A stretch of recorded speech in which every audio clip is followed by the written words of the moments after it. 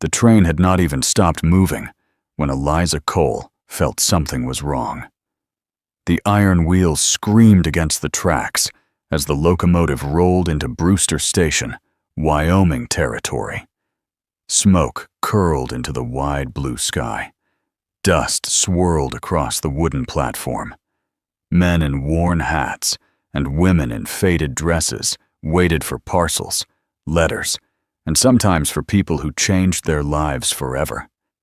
Eliza stood at the edge of the passenger car, her gloved hand tight around a folded letter that had carried her across the country. 6 days, 3 trains, 2 sleepless nights in loud stations, and one decision that could not be undone. She stepped down onto the platform, every eye turned toward her. She knew she did not belong here. Her dress was wrinkled from travel. Her boots were too clean. Her accent would sound too soft. But Boston clung to her like perfume in a cattle yard. The Wyoming air was dry and sharp, stretching out an endless land under a sky so wide it made her chest feel small. But she had not come for comfort. She had come for survival. Her fingers brushed the small Derringer pistol hidden in her coat pocket. Her father had once told her that a woman alone must learn to protect herself. She had listened. It had not been enough before.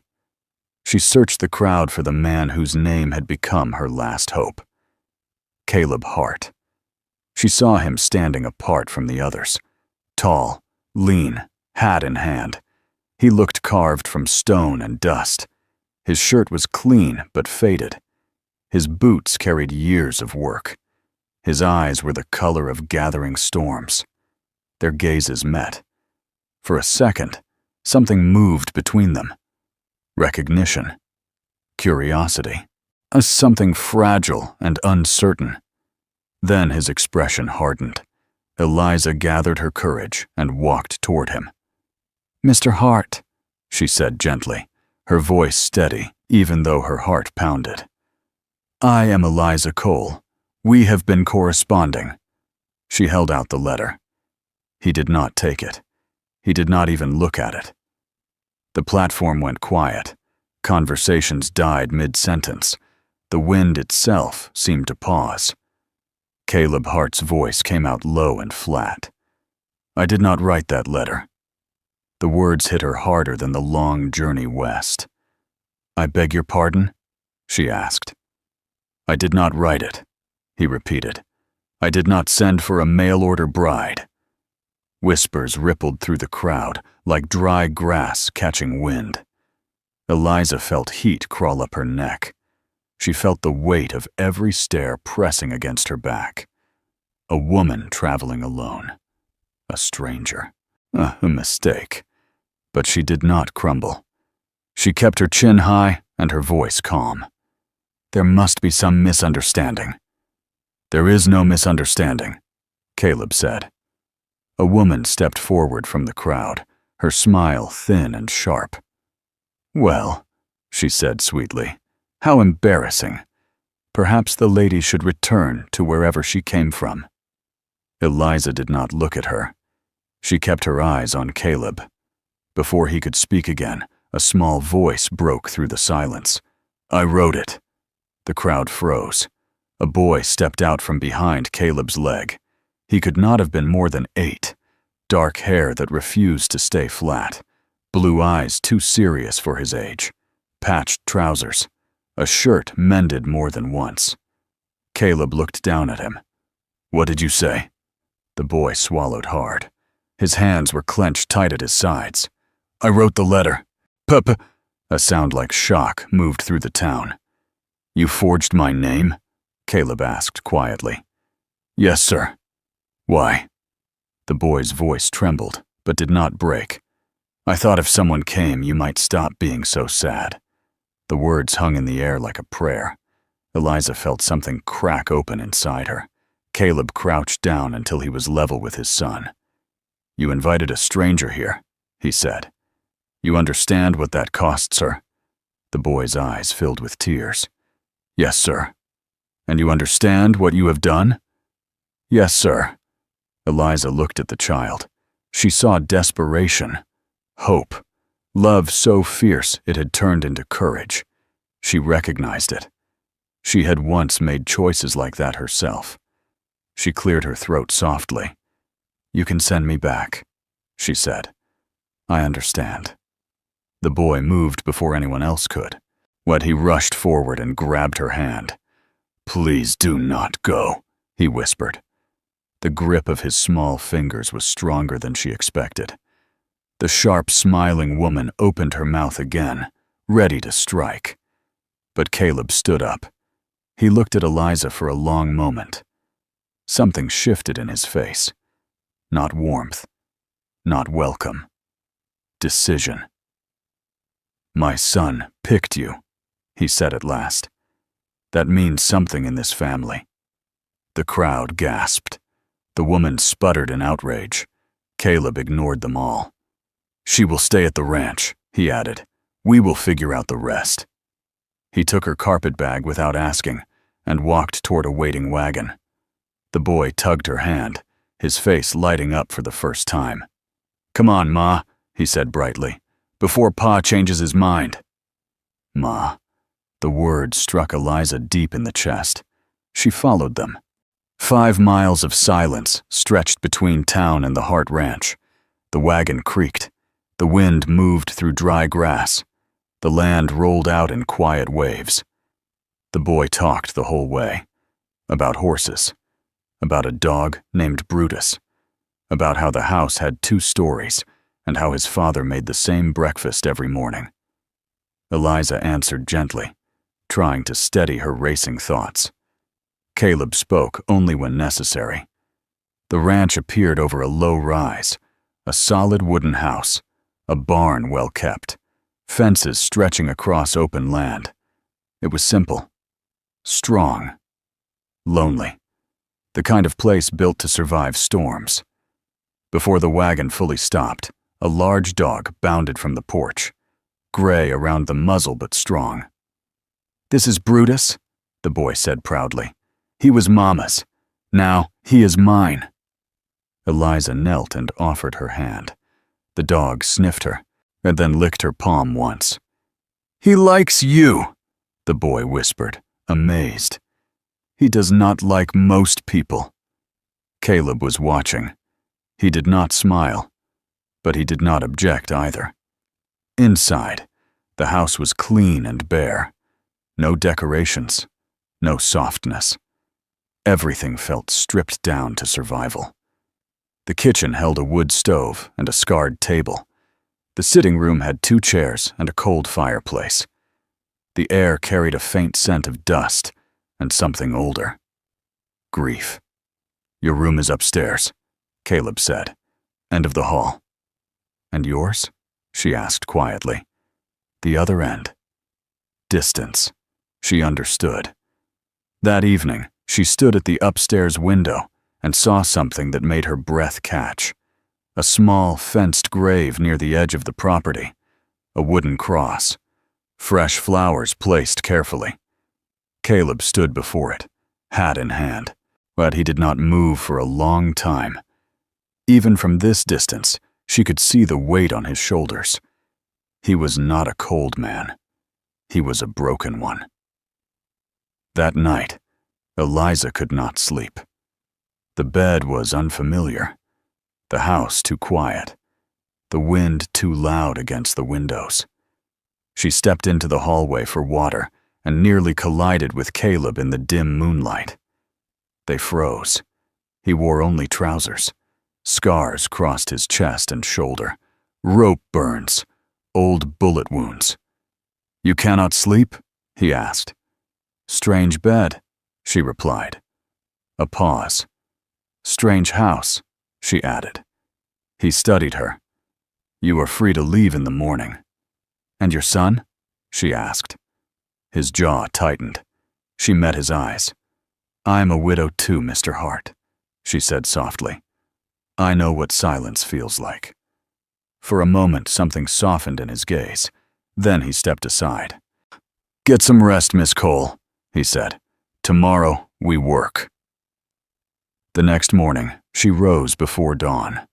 She found flour in the pantry, bacon in the icebox. She set to work.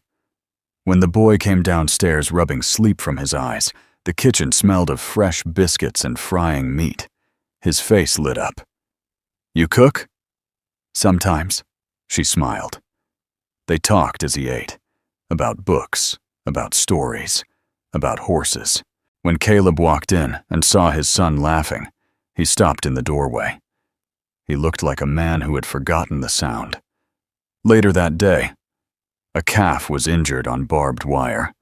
Caleb moved to handle it alone. "I can help," Eliza said. He looked skeptical. "You ever stitched a wound?" "My father ran a horse farm," she replied calmly. He handed her the needle. Her hands were steady, her stitches neat. Caleb watched carefully.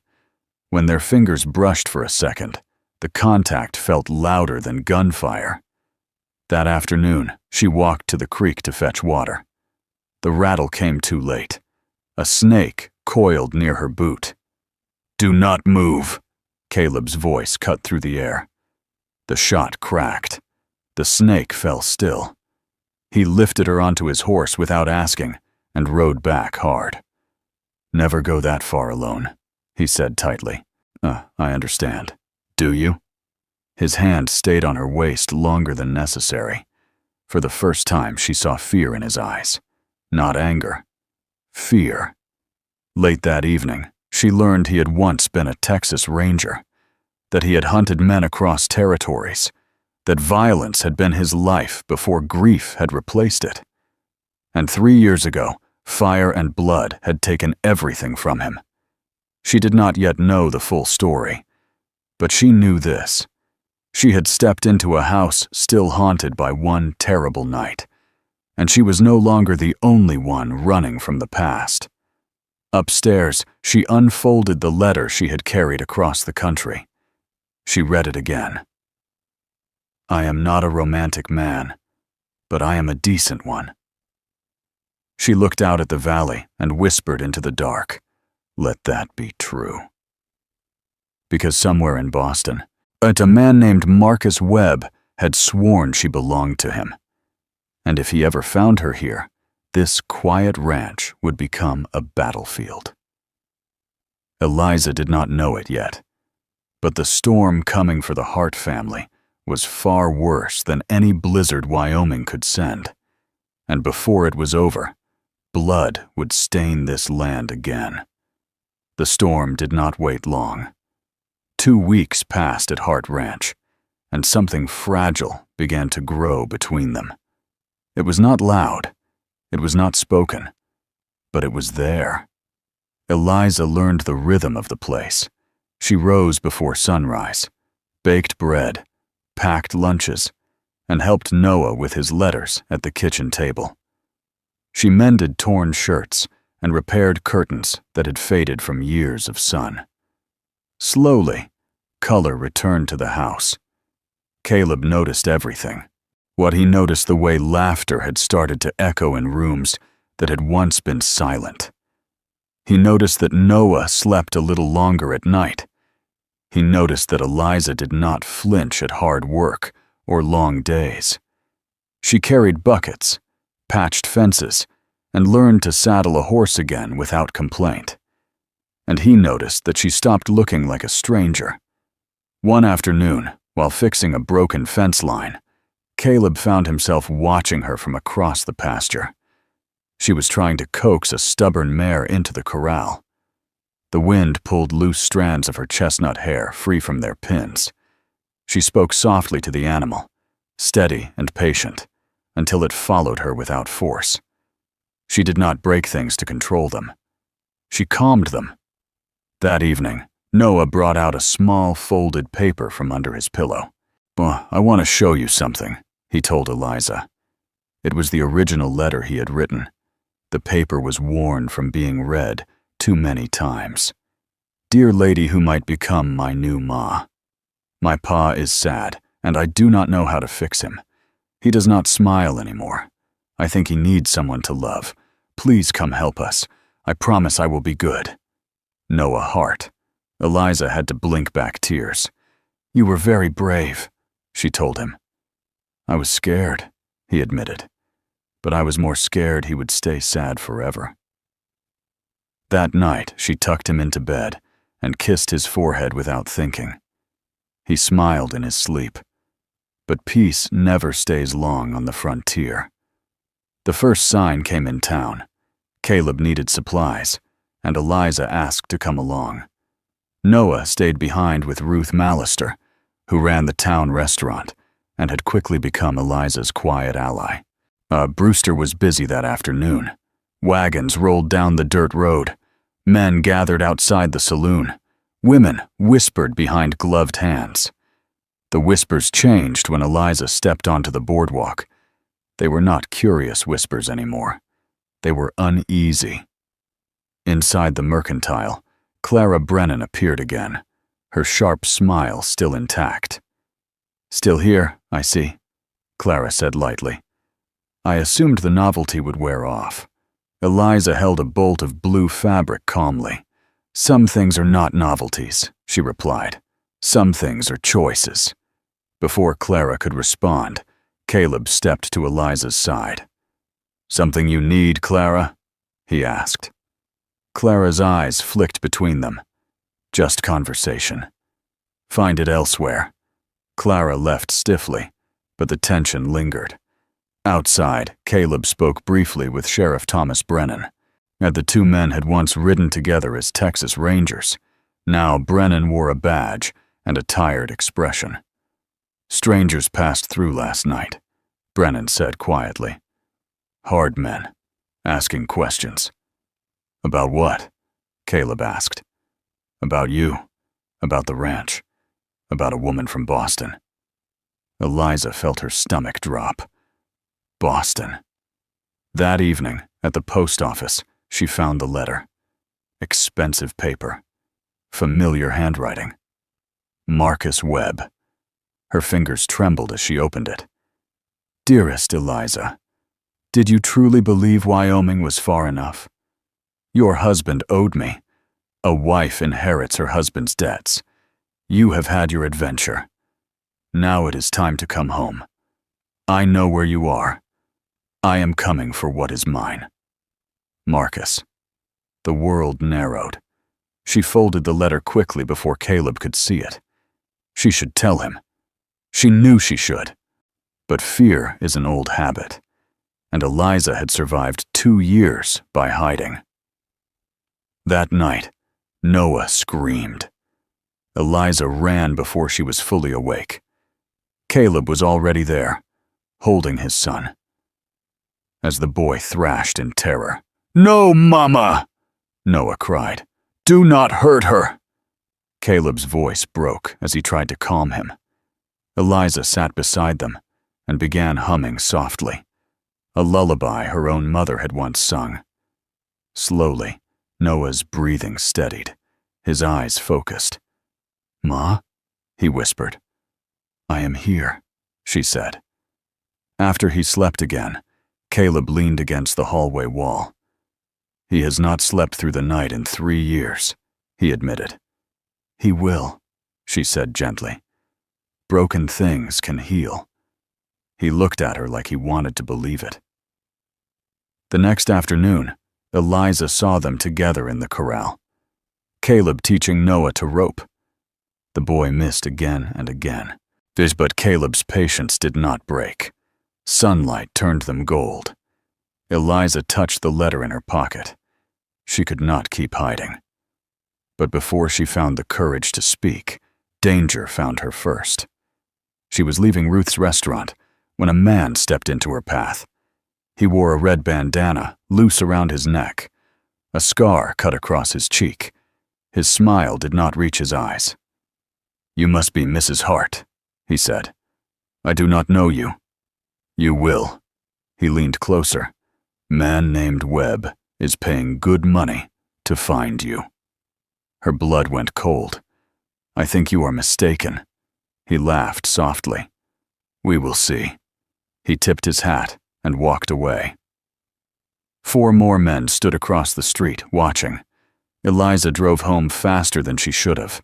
That night, she told Caleb everything. About her late husband's gambling debts, about Marcus Webb, about the letter, about the man in town. She braced herself for anger. Instead, Caleb's face went still. "You should have told me sooner," he said quietly. "I was afraid you would send me away." He stepped closer. "Send you away?" His voice was rough. "You think I would do that? I brought danger to your home." "You are my home now," he said before he could stop himself. Silence filled the room. Webb was coming. Caleb walked to a locked wooden box on the dresser. He opened it for the first time in 3 years. Inside lay a silver ranger badge and a revolver polished from long use. He strapped the gun to his hip. "If he wants to come," Caleb said softly, "let him." A small voice spoke from the doorway. "Pa." Noah stood pale and trembling. "The man in town," he said. "The one with the scar and red bandana." Caleb crouched. "Yes?" "I have seen him before." "Where?" "The night Mama died." The room went silent. "He laughed," Noah whispered, "while she was on the floor. I remember his face." 3 years of grief hardened into something sharper. The man hunting Eliza was one of the men who had killed Sarah. Caleb stood slowly. "He will not laugh again," he said. 5 days later, the train would bring Marcus Webb to Brewster. And this time, Caleb Hart was not running from war. He was waiting for it. Saturday came with a sky the color of dried blood. The valley was too quiet. Caleb had been awake since before dawn. He checked his revolver twice. Then again. The silver ranger badge lay on the table. He stared at it for a long moment before pinning it inside his coat. He was not a ranger anymore, but he was still the man who had worn that badge. Eliza stood at the kitchen window, rifle in her hands. She did not look fragile. She looked steady, calm in a way that only came when fear had burned away and left something stronger behind. Noah stood beside Brutus near the cellar door. "Remember what we practiced," Caleb told him gently. "If shooting starts, you take Brutus and go to the root cellar. You do not come out until I say." Noah swallowed hard, but nodded. "I will not run," he said. "You are not running," Caleb replied. "You are surviving." Hoofbeats echoed across the valley. 6 riders appeared over the ridge. Behind them, a black carriage rolled slowly forward. Marcus Webb had arrived. The riders stopped at the edge of the property. Dust rose around them. Hard men on hard horses. Guns visible. Faces without mercy. Webb stepped down from the carriage, dressed in a fine suit that did not belong in Wyoming. He looked small against the land, but his eyes were sharp with hunger. Caleb walked onto the porch. "You are trespassing," he called out. Webb smiled thinly. "I am retrieving my property." Eliza felt those words like a knife. "I am not your property," she said loudly from the window. Webb's gaze lifted to her. "You were bought and paid for, Mrs. Cole. Your husband's debt did not vanish with his death." "My name is Hart," she answered, and the scarred man with the red bandana rode forward. His grin was cruel. "Same ranch," he said to Caleb. "Nice view. Shame what happened to your first wife." The world narrowed. Caleb's voice went cold. "You have 60 seconds to turn around." Jesse Dalton laughed. "You going to count?" He went for his gun. Caleb did not count. He drew and fired in one motion. Jesse fell before he could pull his trigger. Gunfire exploded across the yard. Eliza fired from the upstairs window. One rider dropped from his horse. Another took a bullet in the shoulder and screamed. Caleb moved like smoke and memory. 3 years of grief had not slowed him. It had sharpened him. A rider tried to circle toward the barn. Caleb shot him from 30 yards. Webb scrambled back toward the carriage, shouting orders that no one followed. Yet the fight was fast, brutal, loud. One of the men threw a torch toward the barn. Flames caught dry wood instantly. Caleb sprinted toward it. "Cover me!" he shouted. Eliza steadied her breath and fired again. A man aiming at Caleb dropped into the dirt. Inside the barn, smoke filled Caleb's lungs. Horses screamed in panic. He cut them loose, slapping their flanks to drive them out. A bullet grazed his side. He did not stop. He burst back into the yard just as Webb slipped through the back door of the house. Eliza heard the door before she saw him. She turned. Marcus Webb stood inside her kitchen, pistol raised. "End of the road," he said calmly. Her heart pounded, but her hands did not shake. "Leave," she said. "You belong to me." "I belong to no one." He moved closer. "You always had fire." "I enjoy breaking that." For 1 second, old fear tried to take hold. But she was not the woman who had run from Boston. She was not alone.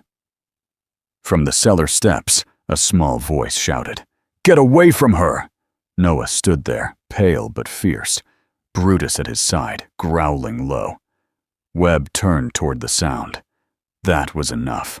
Eliza reached into her apron and pulled the small pistol Sheriff Brennan had given her. She fired. The bullet struck Webb's leg. He screamed and fell. But as he fell, he fired blindly toward the cellar. Brutus lunged. The old dog hit Webb's arm with full force. Teeth sank deep. Another shot rang out. Brutus fell. Noah screamed. Caleb crashed through the door at the same moment. He saw Webb bleeding on the floor. He saw Eliza standing with a smoking pistol. He saw Noah kneeling beside Brutus. And he saw Jesse Dalton's younger brother rising behind him with a rifle aimed at his back. A single shot cracked from the doorway. Sheriff Thomas Brennan stood there, rifle steady. Dalton fell dead before he hit the floor. Silence followed. The remaining riders fled. Webb lay on the kitchen boards, clutching his leg. "You ruined everything," he hissed at Caleb. Caleb walked toward him slowly. "You did that yourself." He did not shoot him. Instead, he kicked the pistol away and let Brennan clap irons on his wrists. But victory felt hollow. Noah sobbed over Brutus. The dog's breathing was shallow. Blood stained his gray fur. "He saved me," Noah whispered. Caleb knelt beside his son. His hands shook as he touched the old dog's head. Brutus licked Noah's hand once. Then he went still. For the first time in 3 years, had Caleb Hart cried openly, not for revenge, not for rage, but for a loyal dog who had protected his son until the end. Eliza wrapped her arms around them both. The barn smoldered. The yard was torn. Smoke drifted into the rising sun. But they were alive. Dr. William Mercer arrived within the hour. He stitched Caleb's side and shook his head. "You are lucky," he muttered. "Luck had nothing to do with it," Caleb answered. Webb was taken to the jail under heavy guard. Papers found in his coat tied him to the Dalton gang. Letters proved he had hired them 3 years earlier to send a message to a rival. Sarah Hart had been that message. When Caleb learned that truth, something inside him finally settled. The guilt he had carried for 3 years shifted. It had never been his failure. It had been Webb's cruelty. But the town came quietly to help rebuild the barn. Men brought lumber. Women brought food. Even Clara Brennan arrived with bandages and awkward apologies. "I misjudged you," she told Eliza stiffly. "We all misjudge," Eliza replied gently. Brutus was buried beside Sarah. Noah insisted. He waited for her, Noah said through tears. Now he can wait with her. A month later, Marcus Webb stood trial in Laramie. The evidence was overwhelming. He was sentenced to life in prison. He died there the following year. Peace returned slowly to the valley. One evening, Caleb found Eliza on the porch, watching the sunset. "We never did this properly," he said. She smiled softly. "No, we did not." He pulled a small gold ring from his pocket. "I am not a romantic man," he began, "but I am a decent one. I have land, a home, and a son who needs you." He knelt carefully, his side still healing. "I need you. Will you marry me for real this time?" Tears filled her eyes. "Yes." The church in Brewster filled beyond capacity the following Sunday. Noah stood proudly at the front. When Eliza walked down the aisle alone, Noah stepped forward halfway and offered his arm. "I picked her," he told Caleb in a loud whisper at the altar. "You better keep her." Laughter and tears filled the room. Caleb took her hands. "You came here a stranger," he said. "My son saw what I could not. I choose you now, every day." "And I choose you," Eliza answered. "I stopped running when I found you." They kissed. The town cheered. Months later, spring painted the valley green again. A new barn stood stronger than before. Noah slept through the night without nightmares. Eliza stood on the porch one evening, with her hand resting over the gentle swell of her belly. Caleb wrapped his arms around her from behind. "How is the newest heart?" he asked softly. "Stubborn," she smiled. "Good," he said. "They will fit right in." At the edge of the property, lavender grew beside Sarah's grave. Eliza visited sometimes, not out of jealousy, but gratitude. "Thank you," she whispered once, "for loving them first." The wind carried the scent of lavender through the valley. Inside the house, Noah's laughter echoed. Caleb looked at his family and felt something he had not allowed himself to feel in years. Hope. And it had started with a letter written in a child's shaky hand. "My son picked you." Sometimes family is not about blood. Sometimes it is about the people who choose to stay. And sometimes the bravest thing a broken heart can do is love again.